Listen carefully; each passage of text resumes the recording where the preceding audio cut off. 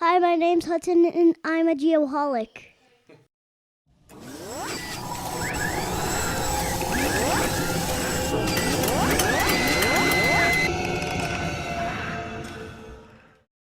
Just a quick note to express our appreciation for the 2021 Friends of the Program for their continued support. Please consider their products and services as they have special promos for Geoholics listeners. Aerotech Mapping Inc., atmlv.com. Advanced Geodetic Surveys Inc., agsgps.com. Bad Elf GPS, bad-elf.com. Cobb Fenley, cobbfenley.com. Cyanic Automation, cyanicautomation.com. Diamondback Land Surveying, diamondbacklandsurveying.com. Get Kids Into Survey, getkidsintosurvey.com. Land Surveyors United, landsurveyorsunited.com. Mentoring Mondays, mentoringmondays.xyz. Monson Engineering, monsonengineering.com. Parkland Community College, parkland.edu/land-surveying. Safety Apparel, safetyapparel.us. And last but not least, Tiger Supplies, tigersupplies.com.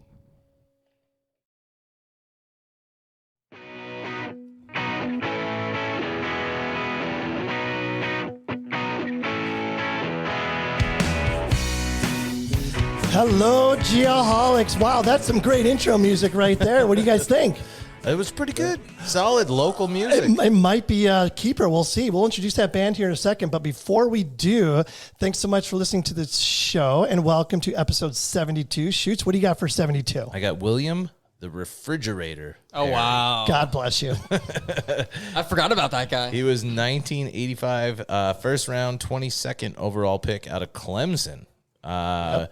Won Super Bowl 20 with the Chicago Bears and had one of the greatest touchdowns ever in Super Bowl history. Hold on a second. He stole that touchdown from Walter Payton. He had it, though. Come on. It should have been Walter that scored, though. That's the only thing about that touchdown. And then a little known fact, he was inducted into the WWE Hall of Fame in 2006. Wow. So, yeah. He's a big boy. Doesn't necessarily need to be football only. He's a wrestling Hall of Famer as well. And then as a homer, I got to give the honorable mention to Osi Umenyiora, two-time Super Bowl champ with the Giants. So. No question. Thanks for giving some love to the Bears. I appreciate it. Of course. With the refrigerator? They need all the love they can get, too. Is your refrigerator Perry running? All right, guys. These...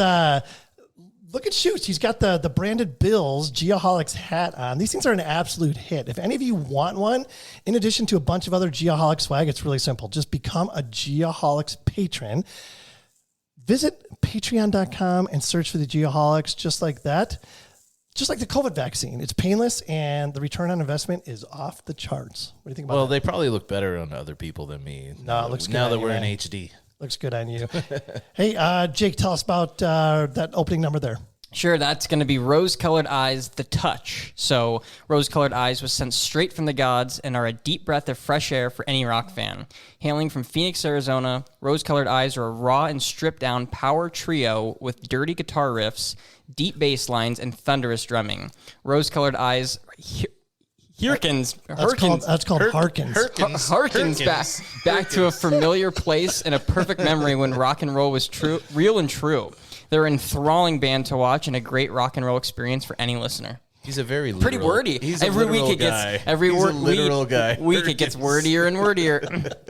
So the lovely Megan and I saw them open up for our good friends, the Black Moods, and they were pretty amazing, to be honest with you. If you like that kind of hard rock, hitting classic rock style, definitely check them out. And they're really good guys. They hearken me back to better times. All right. Shout out to this week's featured friend of the program. This week we have Mentoring Mondays. Do you ever wish that you could have a weekly cup of coffee with like-minded surveying professionals? We are here to tell you that you can do just that by participating in the virtual Mentoring Mondays for Land Surveyors program. This is a weekly Zoom meeting featuring live questions and answers on your favorite surveying topics. Every Monday, the forum is hosted by a rotating series of guest speakers who are among the best in the survey business, in addition to, of course, friend of the program, Mr. Trent Keenan. Think of Mentoring Mondays as the weekly office hours of the surveying profession.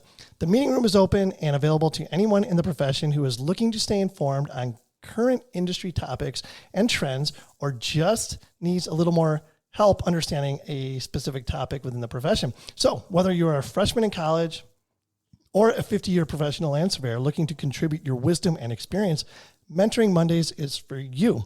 To find out more, simply visit www.mentoringmondays.xyz. Easy enough. Easy enough. Easy enough. Really great platform. Trent's doing some really great things with that. So definitely check it out. Solid dude. For all you G's, solid dude. Weekly pod word. All right. So here we go. Let's get back to...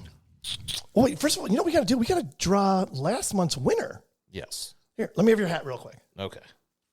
Oh, don't look at my hair. I got this. I got all these. I'll block I got out these your names. video I got here. this Oh, in there. no. Let me put Oh, all these no. names in here.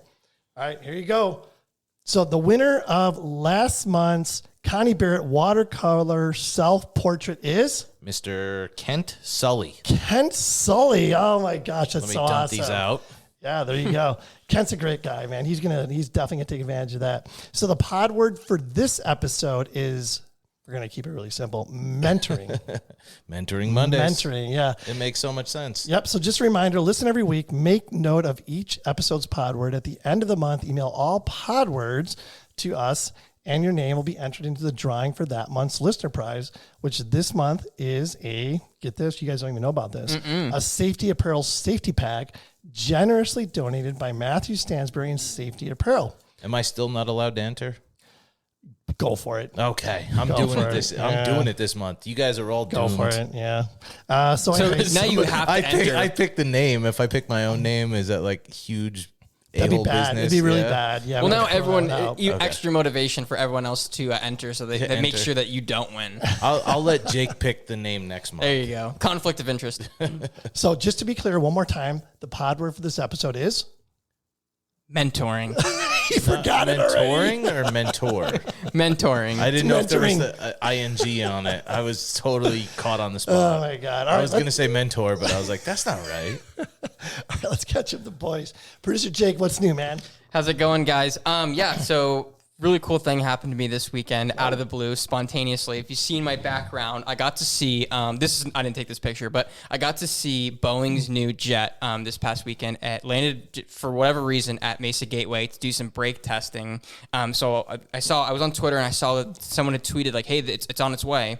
And I just jumped in the car and drove out there and just ran up as close as we could, find the best spot to run up as close as I could and got to see this thing land. So pretty cool to see some new generation jet in person for the first time, probably several years before the average Wow, that's pretty cool, person. man. So I probably saw the thing fly over my house and probably didn't even realize it was pretty loud too. I mean, the engines are massive, so Is it like bigger than the average jet or anything like that? it's not exactly larger, but the engines are big and just okay. like fuel like efficient and just new tech and all that good sort of stuff. Super cool. Gotcha. Awesome. Ryan, how about you? Well, it's been a slow weekend for me, boys. Nothing really fun and exciting to talk about other than J.J. Watt coming to the Arizona Cardinals. That's a big deal. That's all It's they've huge. been talking Did you see about. He got the 99 jersey too. Oh, yeah. He got it out of retirement. Yep. And Don Crow Hair Guy apparently gave the news out early. He did. I actually got a haircut from Don Crow Hair Guy. Noted Hair Arizona cutter. Cardinals insider. Hair cutter of the stars. Let's just put it that way.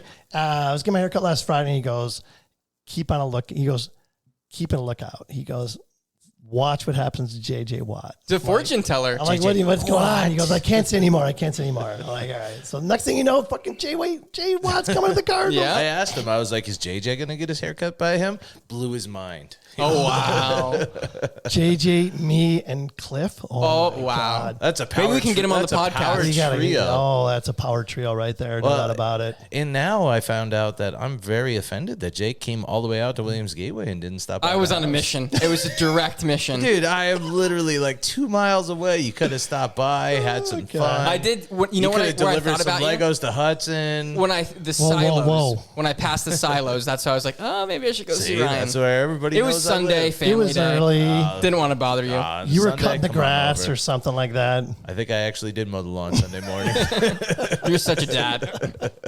What about you, Kent? What was your last Oh, week? man. Well, I went fishing on Saturday, 6 hours, didn't catch a damn thing. But the silver lining is that we got what's going to be an awesome podcast out of the whole trip. It's going to be amazing. So stay tuned for that. Other than that, finishing up the Tiny Piney Pub. So anyone that's listening, if you're ever driving through Pine, Arizona for some crazy ass reason, give me a shout. Beer's on me. Stop by the pub. Stop by the pub. Absolutely. For sure. But entrance, you have to show proof that you're a Geoholics patron and YouTube subscriber. Just show your tattoo. It's really there easy. you go. Yeah, it's Tattoo, really easy. hat, something along those lines. Exactly. Stickers, whatever it is. Yeah. Something Geoholic. Speaking of the aforesaid safety apparel, it's time for the safety apparel safety share. Shoots, what do you got this week? Well, I got a text from my mother today saying it was 10 degrees in York, Maine. That's not good. And snowing, and she lost power. And we're a balmy 72 degrees here today. I think even higher than that. It might be. I'm going to talk about winter driving safety because that makes sense for us, right? 0 cents. On average, there's about 6,250 people are killed in weather-related crashes, and another 480,000 are injured yearly. Wow. Which That's is dark. crazy. Yeah. Well, some tips for your winter driving safety: maintain your vehicle. Simple enough. Make sure you put your antifreeze in there. Make sure your windshield wipers are up to date. All that good stuff. If you get stuck in your car or your car won't start, the biggest thing they tell you: don't panic. Because you're wasting energy. When you're panicking and freaking out, you're wasting energy. Yeah, exactly. But know that ahead of time. Big thing is plan your route. Know where you're going. Try and do it during the day. Try and do it at the best weather conditions. And then items to have in your vehicle. Simple as a flashlight, jumper cables, warning devices like flares, stuff like that. Just make sure. Or you could have sand for traction if you need it.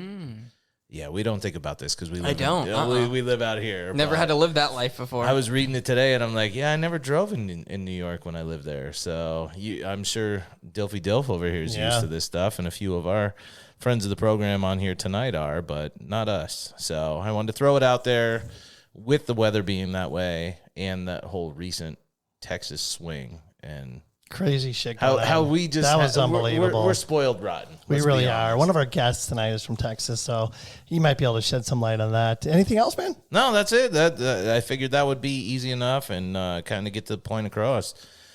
Good deal. Don't panic. That's the biggest thing. Easier said than done. I put it in all caps. Just don't panic and be prepared.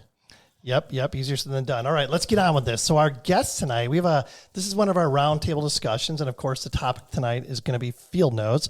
So we have a great panel with us. We have Phil Adams, who is a PLS, Ryan Swingley, who is a PLS, and Phil Fedor, who is a PLS.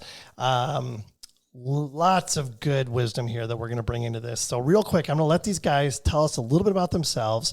So here's what we're going to do. Self-introductions. Phil Adams, I'll let you go first. Obviously I said your name already. Tell us about your surveying, your current job or role, and if you were stuck in a blizzard, what's the one food that you would want to have? So Phil, go ahead. Go first. Philip Adams. I'm president and CEO of Adams Surveying in Dallas, Texas. We're a big commercial construction surveying outfit, large-scale photogrammetry and remote sensing department as well. Had the company about 11 or 12 years, been surveying about 40 years now. And if I was stuck in a blizzard, the one food that I'd want to have, I'd have to say peanut butter. Oh, yes. I love peanut butter. That's smart, too. A lot of protein. A lot of protein, yeah. Yep, good choice. The wisdom is coming out already. Yeah, 40 years of surveying. He knows what he needs in the field. Exactly. Let's move on to Ryan. Ryan S. Let's go with that. Ryan, tell us number of years you've been surveying, what your current role is, who you work for, and if you had to have one thing in your vehicle during a blizzard in which you're stranded, what would that be? One thing in my vehicle or one food item? One food item. Sorry. Okay. All right. So my name is Ryan Swingley. I'm the Geospatial Manager for ESP Associates in our Indianapolis office. I've been surveying for 24 years. I've been with ESP for 8 years. In the last 10 years of my career, I've focused primarily on mobile LiDAR acquisition, processing, static LiDAR, a little bit of UAV stuff here more recently. If I had to choose a single food item, I don't know, maybe a big bag of dried beans or something like that, make a big pot of chili or something. Yep. Just hope your wife's not along with you. You know, one of those. All right. Lazy fat. Yeah, exactly. Phil Fedor, you're up next, buddy. Yeah. Hi, Phil Fedor. Yeah, I'm a surveyor for Bowman Consulting. We're a national firm, engineering and land surveying and consulting. I work in the Tempe office, Tempe, Arizona. I'm a project manager. Only recently, within the last 2 years, I've moved from the field to the office, and I will celebrate 30 years of surveying this July. That's when I started my career back in New York. And so what I would want to have in the truck or the car with me in a blizzard, jerky, venison jerky to be specific. So good choice. These good guys choice. all have like wise answers. I'm like, Yeah, I want they're a carne old. asada These guys are burrito. old. They're old. They think. I want smart. hot dogs and Strategic. You're like, I want like cheese whiz. yeah, I and want shit like things that. cooked and ready for me. I want to have a meal prepared. I don't want it. These are survivors. God, I hope you never get stuck in a blizzard shoes. I live We'll out never here see you for a again. reason. There are no blizzards out here. All right. So the general topic of this episode is field notes. So, you know, we're gonna touch on the importance and fundamentals of field notes and for the various type of surveying projects that our listeners perform. So real quick, some general information that I'm just going to kind of read off here, and then we're going to get into it, and you guys are going to jump in and tell us everything you know about field notes. So real quick, 4 bullet points that I made note of for field notes.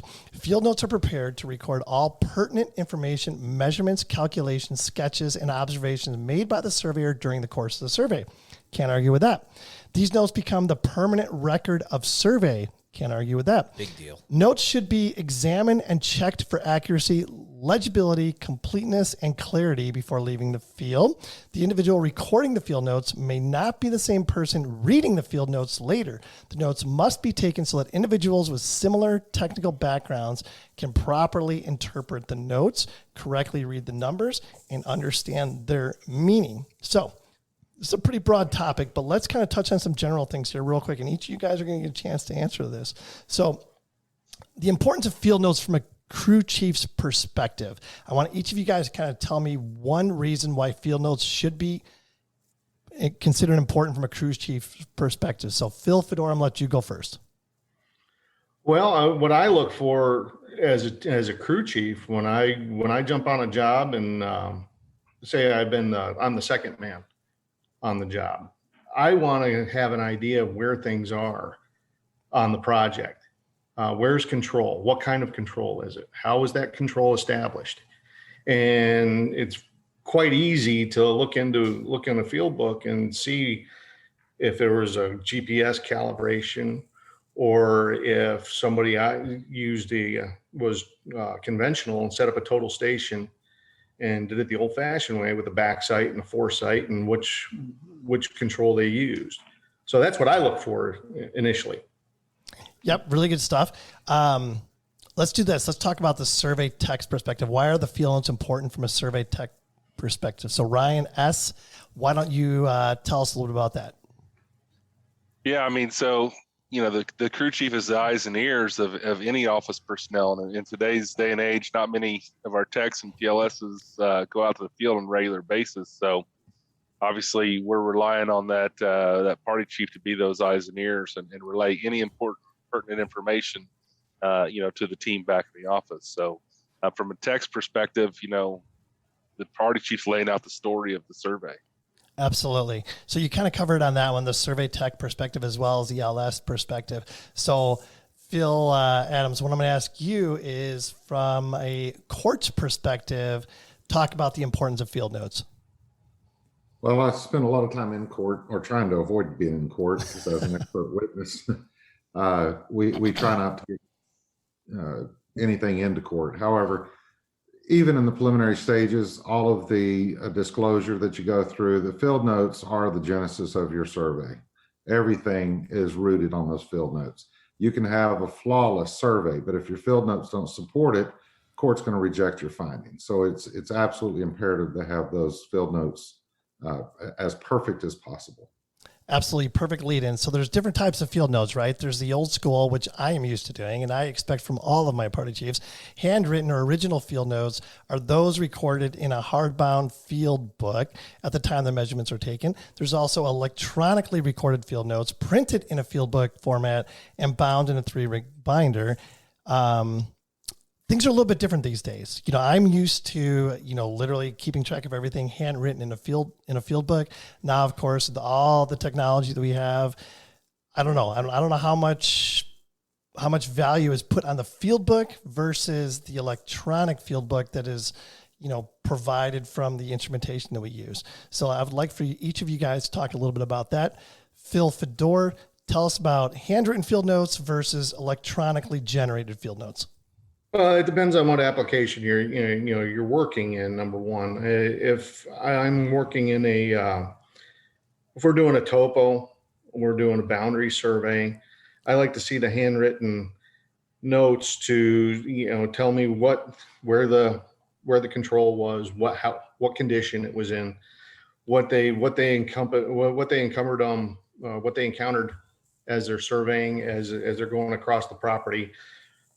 Was there a fence? How bad was the fence? Was it dilapidated? Would they find fence remnants in trees? What was the condition of the monuments they found? That's where I'm looking for in a handwritten. In a construction layout situation, I don't look for near as much of that. I don't look for everything that's written down, everything that's written down on every stake and every calculation, even though that's the way I was trained and that's how I do things. I will lay it out all on a field book for everybody to follow. But if we record that electronically and we have proof of what we measured then versus what was supposed to be on the plan, and we can back that up when called out, then that's it. I got no problem with that. So that's that in a nutshell. Yeah, for sure. Ryan Swingley, why don't you talk a little bit about that, please? Yeah, I mean, for me, I don't want to say there's little place for paper notes today, but I'm definitely very pro electronic notes because electronic notes don't lie, right? I mean, I can take a raw file from a data collector and typically like a job file from a particular manufacturer is uneditable. The only thing you can edit is a byproduct of that, like a text file or a secondary file that can convert it to.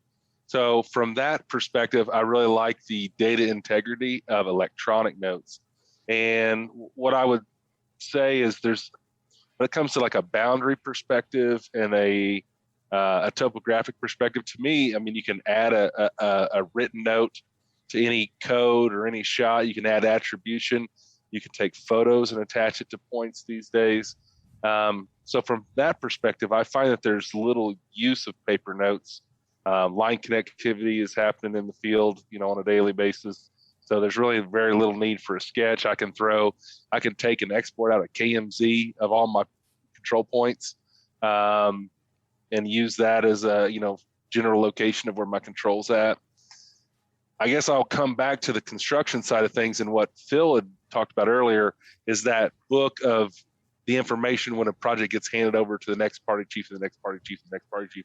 That's where I kind of see paper notes as kind of that, like I said earlier, the story of the survey and what's been done to date as of more of importance to me. But on the topographic boundary side, I don't see as much need for paper notes, save like you're going to take some parole testimony and actually notarize it in the field. That would be maybe the only situation I could see that being extremely useful. Interesting. Really good stuff. So Phil Adams, you're kind of the oldest, widest guy of the bunch. Tell us about your perspective on handwritten field notes versus electronic field notes. Well, they're both very valuable. I think Ryan brings up a good point. There's a lot of data that's stored in the data collectors. It's processed, it's raw data. But I look at that as like paragraphs in a book, and I look at the handwritten notes as the footnotes describing when and where something occurred, because you have to trace it back somehow. So if you have a handwritten note that says, this is the party I was with, this is the date, etc., the same old stuff, I sat up here, backsided here, and I collected points between 1 and 1,000. Then your raw data is what you used to have to write angles and distances and all that down. So really, you're just kind of capturing the story that we're telling. So as far as the legal remedies of it, the closest to actual occurrence is what the courts look at. So if you're in the field and you're taking handwritten notes, those are more valid than the collected data that's processed later. So there's an order, a dignity of call, so to speak, in the chain of title of how these notes were created. So you want to get those handwritten notes, even if it's not specific to the details, but what day it was, who did it, and what were you trying to accomplish? So those are handwritten parts. I'm not a PLS, so I'm learning on the fly with you But guys. you stayed at a Holiday Inn Express last night. I did. It was awesome. So like Phil was just saying, with the courts and everything, they're taking your word as a professional over electronic data in the court. And then also it seems like there's just kind of this artistic part of the field notes that's lost electronically. Would you guys agree with that? I would agree with that. Yeah. Absolutely. How about you guys? Yeah. What do you guys think about that?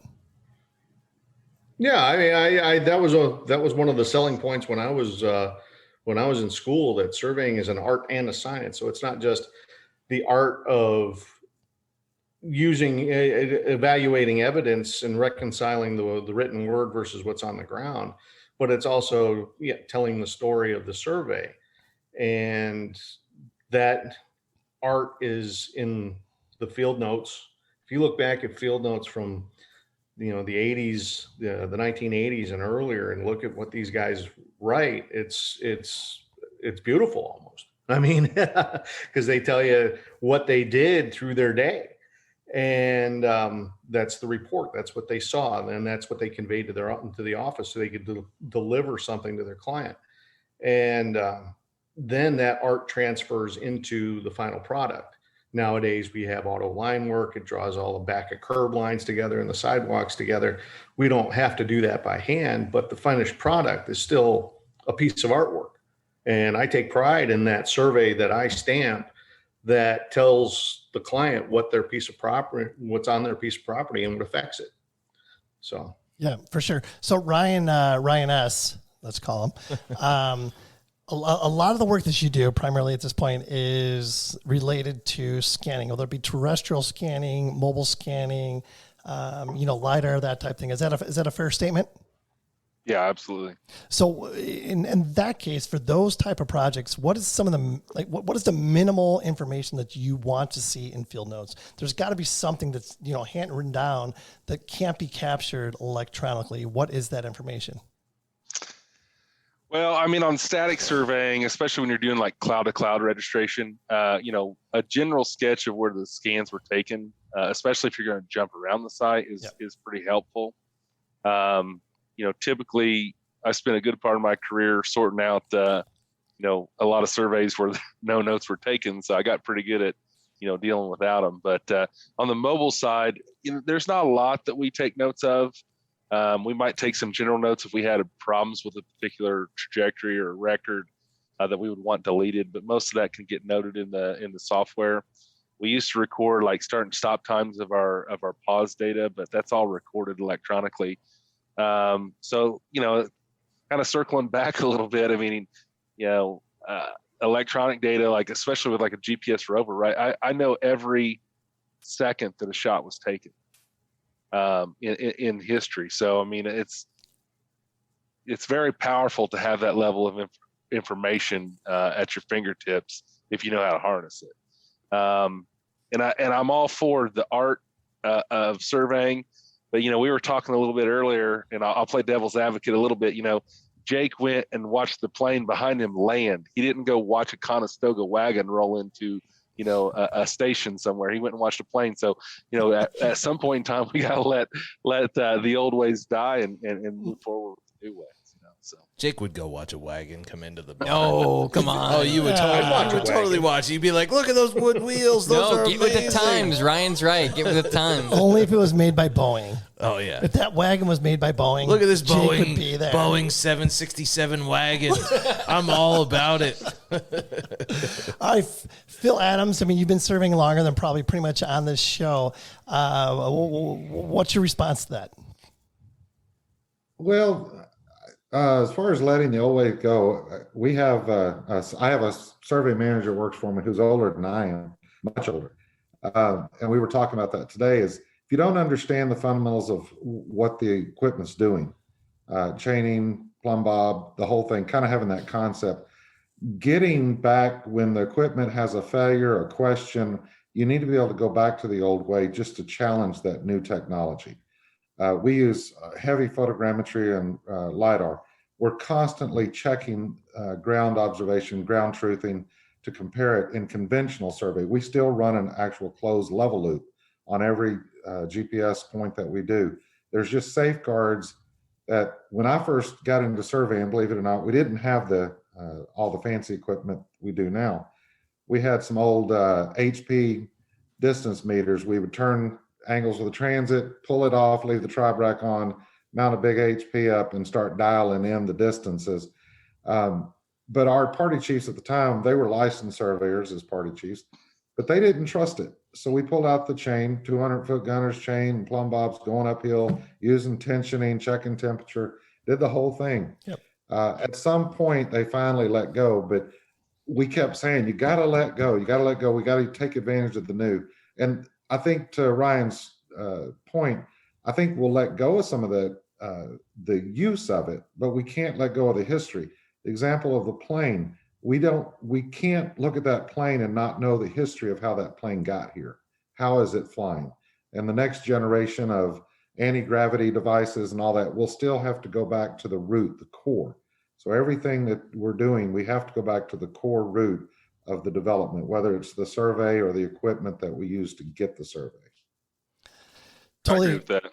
Yeah, totally agree for sure. So Phil Fedor, you and I have been surveying about the same amount of time. I know that when I first started surveying in Southern Illinois, like traversing, around sections, so basically 4 miles around, we would have these field notes where you'd have just double turn angles, you'd have, distance one way, distance, back the other way. And then I would have to go in the office and like enter all that information into a Kogel program and close the traverse and this type thing. So obviously, I don't know if that happens so much anymore, especially here in Arizona. We're so freaking spoiled here.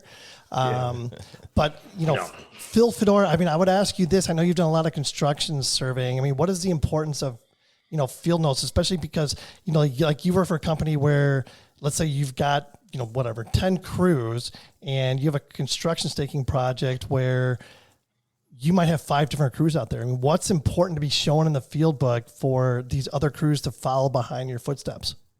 Well, that's exactly it. Following in the footsteps of the surveyor before you. That's what we all been doing. That's one of the fundamentals.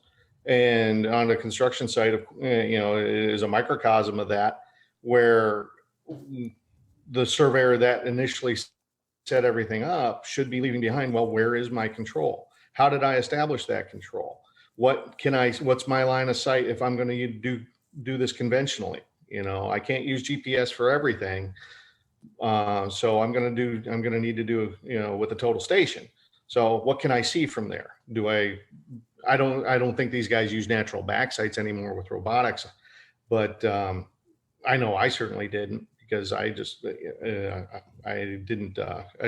learn that much about robotics before I moved into the office. But you still got to follow in the footsteps of the guy. You got to leave a paper trail for the guy behind you. So now you're on vacation, or you move, your party chief goes to a different job, gets fired, gets thrown in jail, or whatever happens to these party chiefs these days.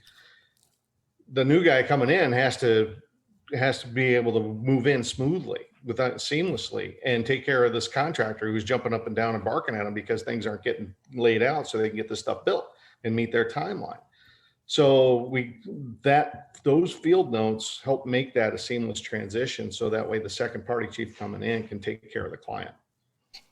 Yep, really good stuff. So Ryan Swingley, I'm gonna bring it back to you, come full circle. So per Phil F, I mean, it's really important to leave a handwritten diary of field notes, but that might include sketches of where the control is, all kinds of different information. Is it possible to convey that information via an electronic field book? Right? Well, so let me ask you, I mean, you're talking about a situation where it's internal to his own company, right? Mm-hmm. So we have a party chief A goes out and does a certain amount of work. Party chief B comes and follows behind him. So when Phil goes and does a boundary survey and at company A and company B goes and follows in his footsteps, do they ever have access to those field notes? Very rarely, right? Very rarely. Yeah. Very rarely, extremely rarely, I would say, unless you really know company A and company B have a good relationship, you're almost never going to get those field notes. Where I think field notes are extremely important, I do a lot of route surveying, so I spend a lot of my career doing route surveying. So getting the old notes, and I still use a lot of government notes, right? I'll use topographic calls on creeks and streams as evidence of where a section corner, supportive evidence where a section corner is or where it should be. So I think those are extremely important. That information certainly could be, added into a very detailed surveyor's report for the boundary survey to follow in those footsteps. So, I guess we got to keep that in context on how is company A and B going to share that information, and then they rarely are. In the route surveying world, a field book's going to be turned in to the state, and then you could recall historical field books. Although in Indiana, where I'm at, the field book is basically a digital report. It's on 8.5 by 11 sheets now, and there's really not much in that field book that couldn't already be on the location control route survey plat. So I already see people moving away. So again, this is the kind of that, if we're going to follow in the footsteps, we're going to use that argument for field notes. How the company's going to get those field notes? Yeah, good stuff right there. So Phil Adams, what do you think about that? I mean, like I said, you've been doing this pretty much longer than anybody. Where are you at as far as electronic field notes versus handwritten field notes? Does it depend on the type of project you're doing, or what's your perspective on that? Well, we take notes on every project. We're heavy construction, but we also do large cadastral boundaries, various types. It's really a combination. When we're on construction, we have electronic cut sheets and the raw data. We have a calculated point. We have a staked point. Those files are locked away and there's nothing to do, but we still have a supported evidence of we sat here, backsighted here, our HI, our rod height. We write those things down because when you write them down, it means you're measuring and doing it. When we start measuring something, calling it out to somebody, and they're just entering the data, you have another hiccup in the chain, and that's where mistakes are made. So if the party chief is writing the notes, he's measuring, he either measures, has somebody call out, and he writes it. So there's kind of checks and balances with the field notes. I'm an old-fashioned person. Even my accounting, I do duplicity. I have a check register. It sits in my drawer. My bookkeeper has the QuickBooks, but I have a comparison, and that's just my training. That's my upkeep. I don't know, when I go into court, the field notes are imperative. If I don't have the field notes, or if the other side doesn't have field notes, whoever doesn't have good field notes usually loses. Yeah. You can sit there and talk all you want about your survey, but unless you can prove it, it's difficult. So I think we can migrate towards electronic field books more and more, but you still have to have a certain amount of data that's recorded by the crew chief by hand on site. Now, with that said, we have a system where every project has a work order. When the project manager starts to set up the job, every task has its own assignment. So when we send the crew out, we actually have an assignment electronically. That crew will go out and he'll check off that he's finished that assignment, topo in the creek between this road and that road, or whatever the assignment is. If he does something more, he'll add that other thing. If he doesn't do enough, he'll add that note. So we are having notes kept electronically, but it's just like handwritten because he's typing it in the field on his cell phone into our database. So we're migrating there, like Ryan said, but it's not just an automated thing. Somebody still has to provide the narrative. Yep, for sure. I think there's a happy medium to be met for sure. What do you think about that, Phil, Fedor? Anything else you want to add?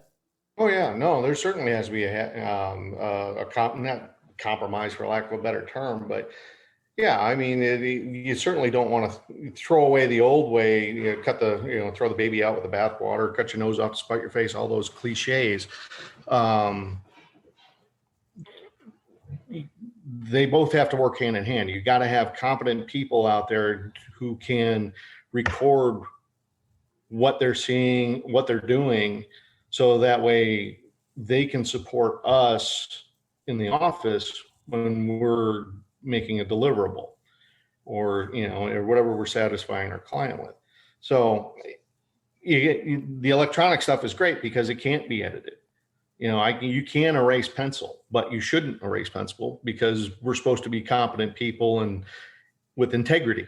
So we're not supposed to be erasing field books. You know what I mean? So it's a marriage of both.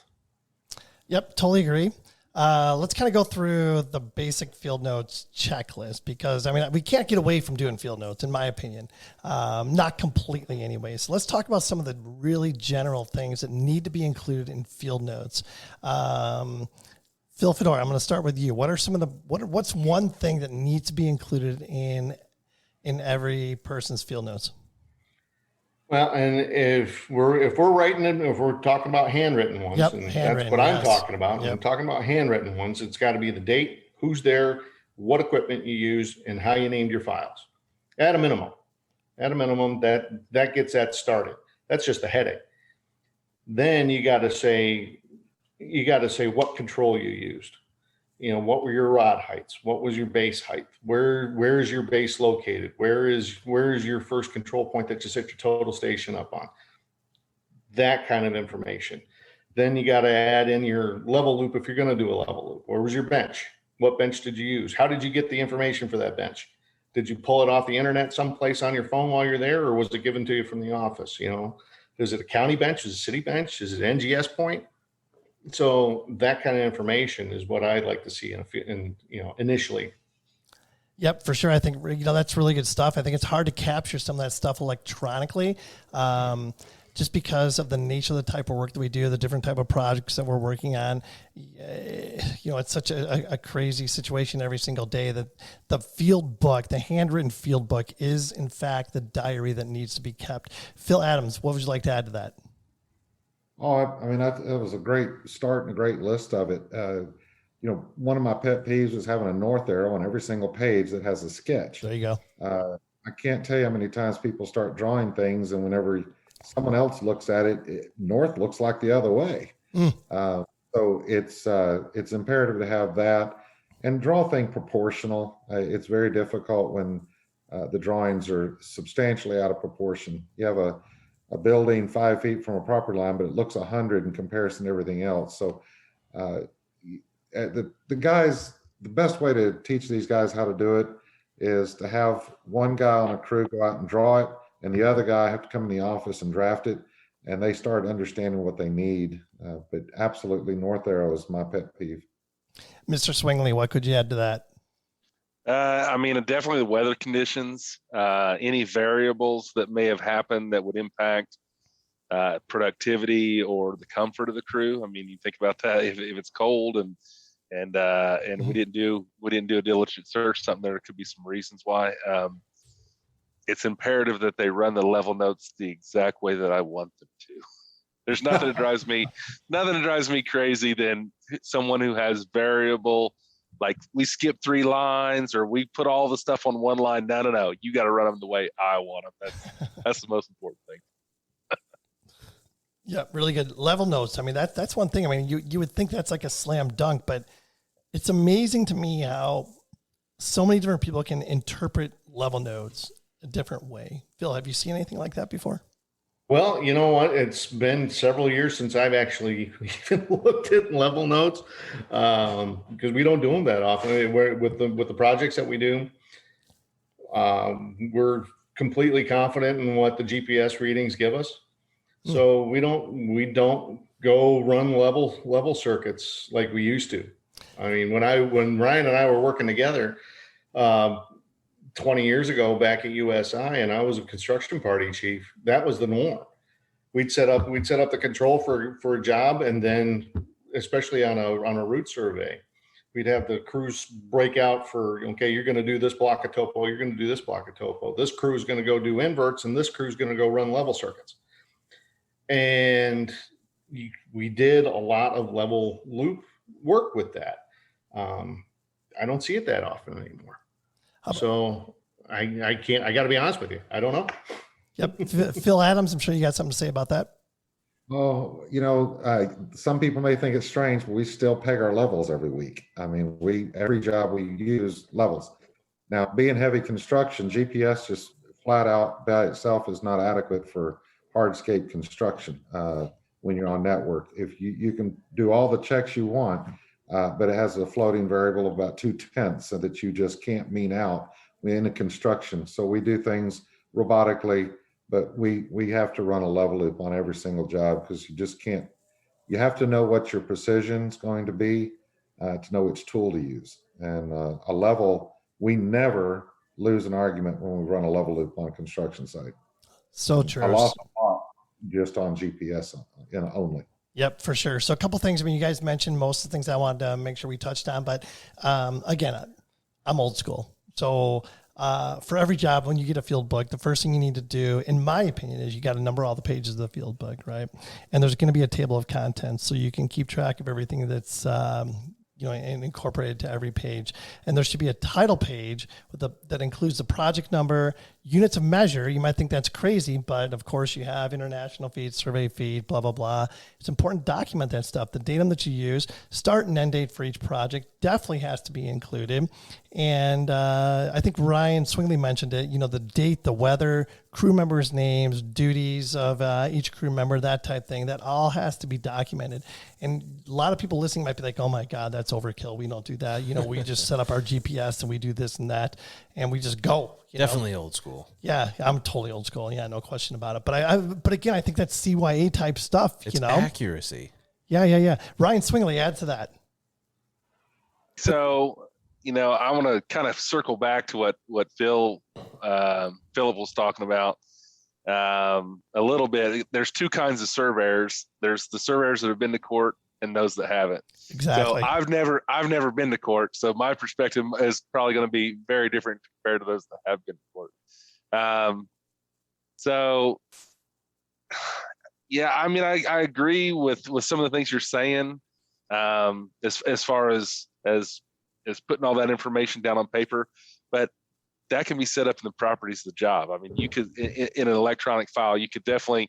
There's nothing that you can't put in there that we've mentioned that can't be put in as a note at the very beginning of a project.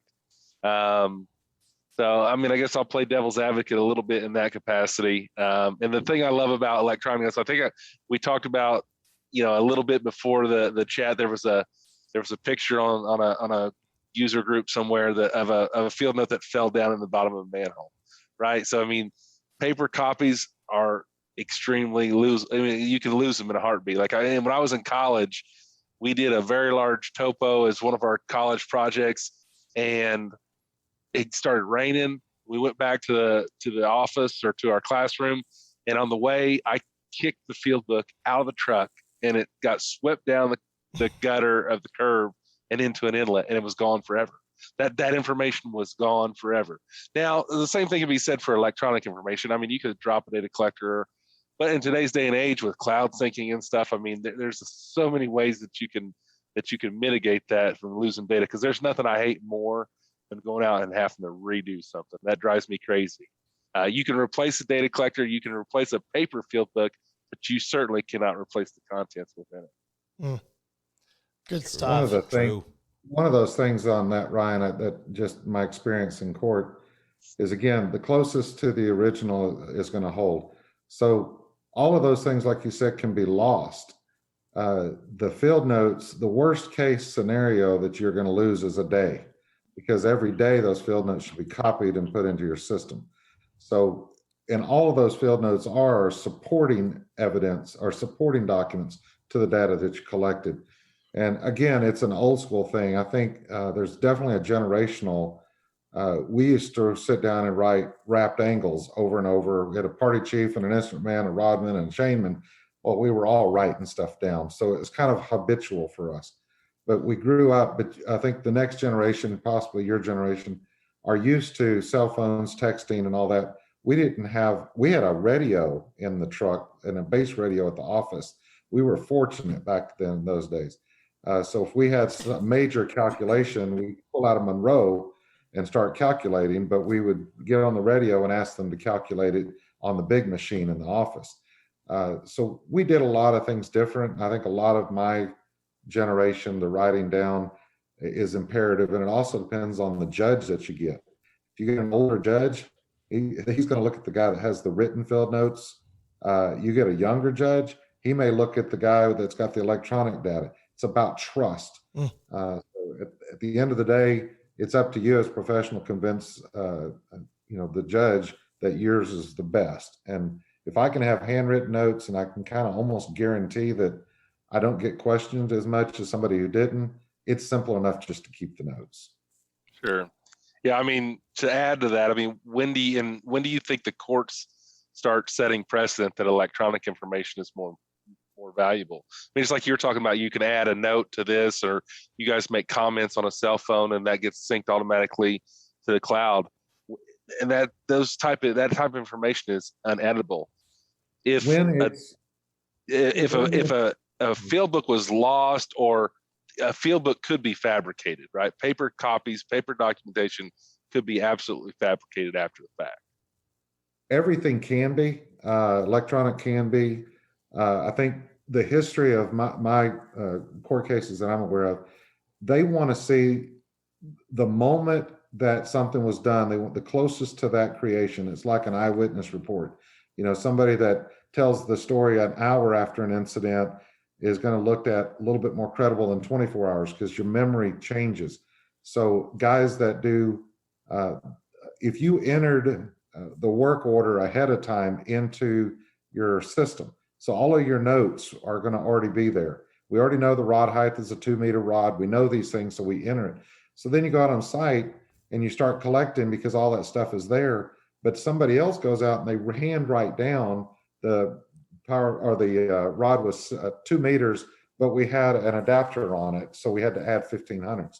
Well, you might not add that to those electronic notes, because those are subjective to being, or they could be done in the office ahead of time. So a judge won't know that. But if you have text messages that's dated and timed, photographs that's dated and timed, those are absolutely just as good as a handwritten note if they're dated and timed.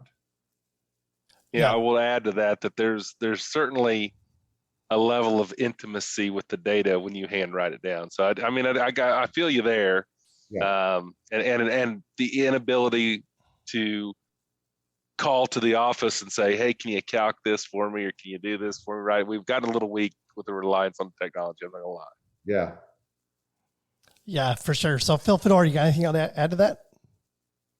No, I really don't. I mean, I love the idea of taking photographs and using the electronic data, electronic note taking for the timestamps that go along with it. Boy, if I can convince my guys to take pictures, boy, that would make my life a lot easier. Help the drafters out quite a bit too.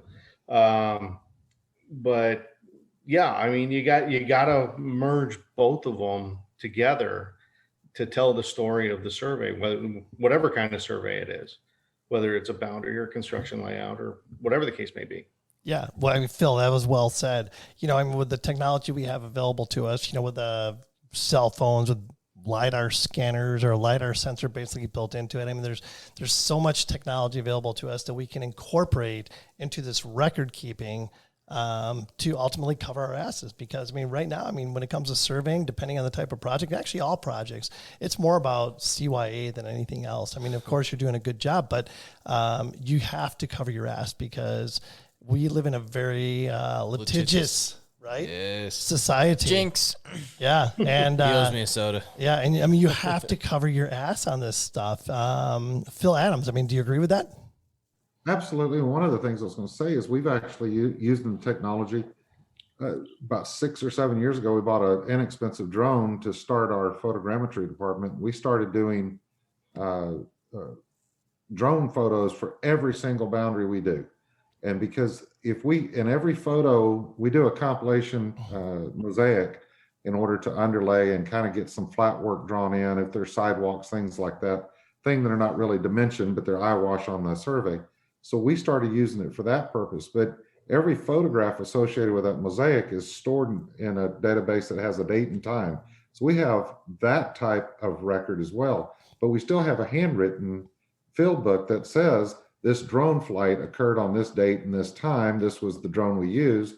So that way we do have a handwritten note to say that we have the data, but the photogrammetry has replaced a lot of hand notes because a picture's worth 1,000 words.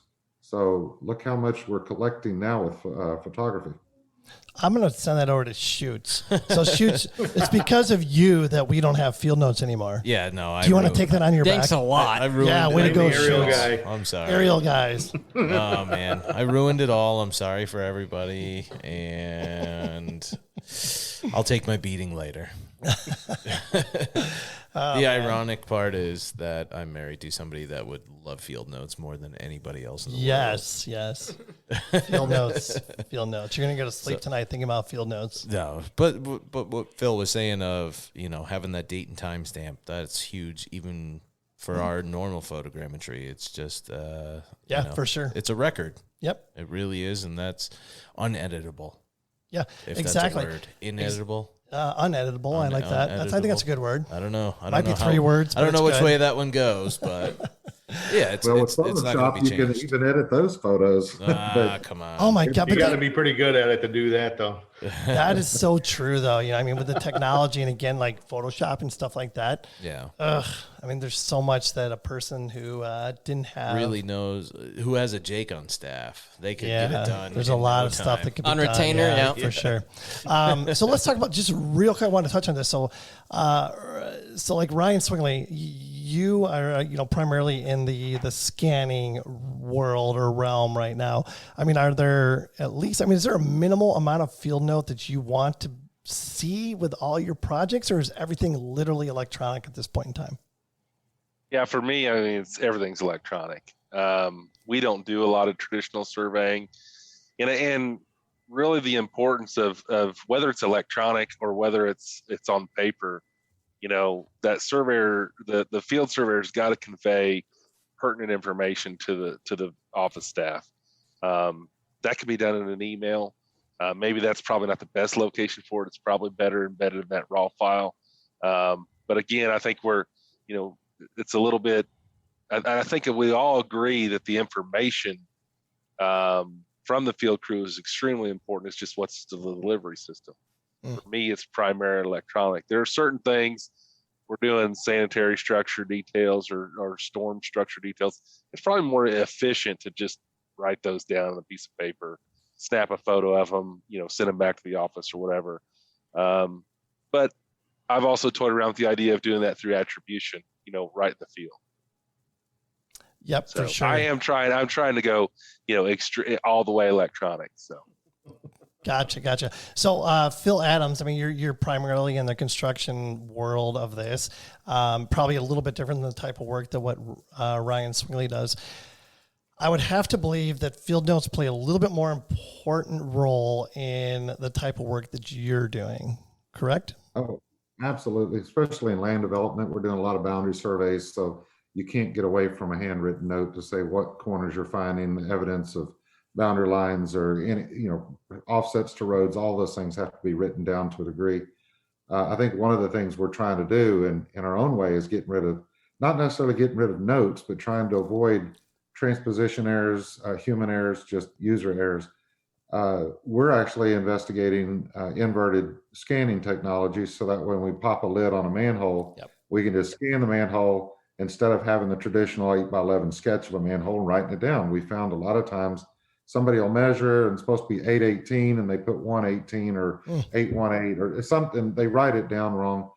And then they don't always see maybe an elevated line coming in, something along those lines. So Yeah, we're using technology to capture the data quicker and faster, and that way the picture's worth 1,000 words. So, but when it comes to certain things, you just have to write down the history of how you got to where you're at. Yep, without question. So, Phil Fedor, I'm going to come to you next about boundary surveying, but I want to circle back here with Phil Adams on the construction staking side of things, because I've said for the longest time, I mean, when I've worked for companies that did a lot of construction staking, there's always that human human aspect of it, right?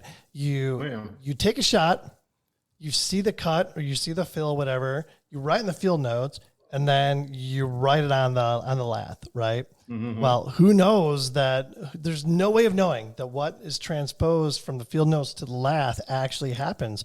Just like you talked about, it could be, cut 818 while it gets written as cut 881 or something like that, And so I got to the point when we were doing a lot of construction staking, I'm just like, take pictures of every single freaking lath you set after you've written on it. That's the only way we can cover our asses at this point. Well, yeah, I mean, that's a good way to do it. I mean, it adds a little bit more time to what you're doing. If you're taking a picture of every stake after you've written on it, but the transfer of that information is all about communication. Yeah. If you're working with, more than one man, if you're a one man crew, you end up with a lot of errors that way because there's no checks on that. It's just that you got nobody to look at your notes, to look at your calculations, and to look at what's written on the stake to tell to say, hey, you know what, that doesn't look right. But if you're transferring that information and the chief and the instrument man are talking to each other, like, okay, cut 320, and then the other guy repeats cut 320, and they write 320. Then you got to look and say 320. You got to look at the lath, and it says that. But then the last thing with me is in the field book, it says cut 320. So what I say in the field book is what I wrote on the lath. And that's when the lath goes away and the contractor saying, this is wrong. You guys screwed up. No, there it is. It's in my field book. I wrote it down that day. That was the cut. That was the right. The math, the arithmetic checks. You can check it and you can look at it. Your evidence is gone. I still got mine. I'm right. Oh my gosh. We just need the data collector to print out a QR code that you can just stick right on the lath and they can just go scan it. Hey, I love it. I think it's a great idea. Yeah. That is a great idea. Isn't that what that drone thing yes. was? You saw last year with the automatic, that Extreme was doing? Yep, pretty much. You go up there with your cell phone and it's got a QR code on top of the stake. It's got all the information. Yep, you scan that and it tells you everything you need to know. Yeah, no, I think we're gradually moving towards that. Oh my goodness, you dinosaurs are going to be in the tar pits. You gotta love us. You gotta love us dinosaurs. I'm an old school guy, so I appreciate that. Yeah, old Swingley's way too advanced for me. Yeah, I mean, I can't. When I think about field notes, I thought about this conversation all this week. The construction one is the one I always come back to. That the paper notes are extremely important. Yep, for sure. So, I mean, I second everything that Phil just said. Yep, absolutely. Phil Adams, I'm going to give you the last word on that. You got anything you want to add? Again, we're trying to capture as much as we can electronic field books with cut and fills. We're also we actually stake a point, and then we collect the point.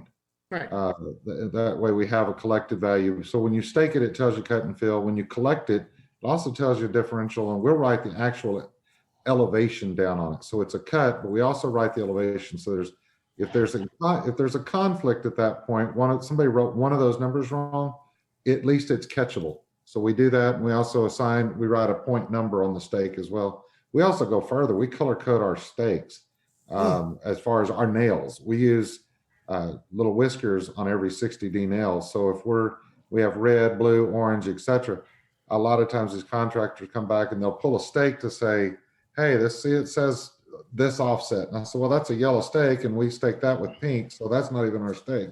So there's things that you can do with color coding and all that. But when we do that in the field book, the handwritten field book, we write down, make sure color code red is we're doing electrical or whatever the colors match. So again, we still go back to handwritten note. Yep. Awesome. Fantastic. So we were we're about an hour into this already. Yep. All right, so let's do this. We could do this all night, boys. We could do this all night. I'm looking. No, we can't. I'm looking. I can't have another one of these. Oh, go ahead. Phil F has a wife to attend to. I understand that. All right. My nose Tuesday nights are off limits. Yeah. I'm kind of looking through everything. I mean, we've pretty much covered everything. And I'm going to give each of you guys kind of a chance to, last word, what have you. If we haven't touched on anything about field notes, please do. I'm going to start with Fedor first. Go ahead, buddy. Oh, it's just one of those things is that for all new party chiefs out there, your job is to tell the story of what's going on out there. You're the eyes and ears of the field for the office. Bingo. And you've got to be able to convey that story to us. And so that way we can take care of our contractors or our clients, whatever the case may be. So we rely heavily on you guys to be able to, draw that picture for us, whether it be in words and numbers or actual drawings. So. Yep. Great answer there. Ryan Swingley. Yeah, I mean, everything Phil said for sure. Information is power. Whether the information is captured on paper, electronically, there's a timestamp associated with it. All of that information is extremely useful in covering your ass. So, the more information we can get, the better. Communication between field crews and office staff is extremely important. So that field book should be considered to be, like I said, the story of the survey, the communication path between the field and the office. Yep, it's a diary. Phil Adams, what else would you like to add to that? Just the completeness of the field notes. A lot of people do a field notes just so they can say I did field notes, but they're not complete. Yep. We had a good example about 2 years ago. Our crew went out, located a bunch of information on a boundary survey, located two ends of a stockade fence, didn't note that it was treed or brush or didn't make any notations of it. So fast forward, we get a call a few months ago. There started construction and found out there was a railroad tie retaining wall that was underneath that fence. So we showed a fence, but no retaining wall. We didn't do the topo on it, so they wouldn't have seen the elevation difference. But nonetheless, that's going to cost somebody some money because we failed to locate something imperative. So it's what you put down is just as important as if you put it down. It's got to be complete. So a lot of these newer guys, they go, oh, okay, let me get the two fence corners and go on. I think us as a society of surveyors need to do a better job explaining to the crews and the party chiefs why things are important and assign money and dollar values to these things. Because whenever you don't locate a railroad retaining wall on the property, it can cost, in this situation, about 150 grand to fix. So that's a whole lot of money to pay. I would rather keep field notes and absorb the cost there than in lawsuits or settlements. Yeah, for sure. And if I think about it from like a party chief perspective, right? Just taking into consideration the story that you just told, if I was a party chief, I would want to make sure that I take the most complete field notes possible, because if it ever comes back to a lawsuit and it comes back to me as a party chief, I want to be like, hey, I've got my name, I've got my date, I've got my weather, I've got this, I've got that, blah, blah, blah, blah, blah. Everything, my ass is covered as a party chief, right? That CYA folder. Exactly. That's that's the position I would want to be in as a party chief for sure. You guys agree with that? Yep. I explained it to a party chief recently, a young guy. We did do a boundary survey recently, which is a rarity for us. And he went out and shot some monuments and just said, 5/8 inch rebar. And I told him, I said, let's say that I was going to hook you up on a blind date. What kind of questions are you going to start asking about that girl? Right? That's the awesome. same information that I want to know about anything that you're locating. Oh my God. I'm going to use that. I'm using that. That is awesome. I'm using that. That is awesome. Really good. Really good. What do you want on Tinder? Yeah. You're going to swipe right or left on this, right? You're at your party chief Tinder. Boy, I can tell the generational gap between y'all's comments and mine. I was Hey, that was Big Shoes. That wasn't me. I've never actually used Tinder. I've only heard of it. Come on. No, I've been married way too long. Oh my God. That's You pulled that one out way too quick. That's awesome. All right, guys. Hey, listen, thank you so much for being here. This has been great. As far as I'm concerned, that'll do it for this one, boys. Kudos for making this another value-adding, friend-making show. God, that was awesome. Please be sure to check us out at thegeoholics.com. Follow us on all social media outlets by searching for The Geoholics.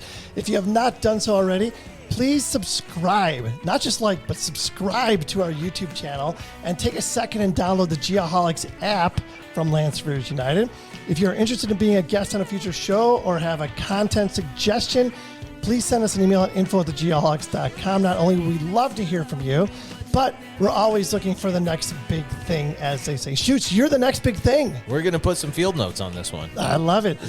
Of all the people that comment on this There one. you go. Please be sure to support our awesome friends of the program every chance you get.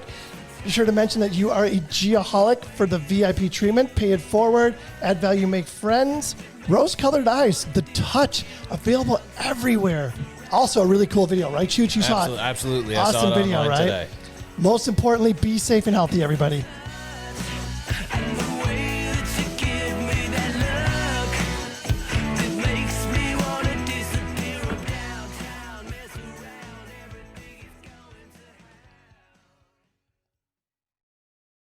Once again, thank you to our friends of the program, Aerotech Mapping, Inc. at atmlv.com, Advanced Geodetic Surveys, Inc. at agsgps.com, Bad Elf GPS at bad-elf.com, Cobb Fenley at cobbfenley.com, Cyanic Automation at cyanicautomation.com, Diamondback Land Surveying at diamondbacklandsurveying.com, Get Kids Into Survey at getkidsintosurvey.com. Land Surveyors United at landsurveyorsunited.com.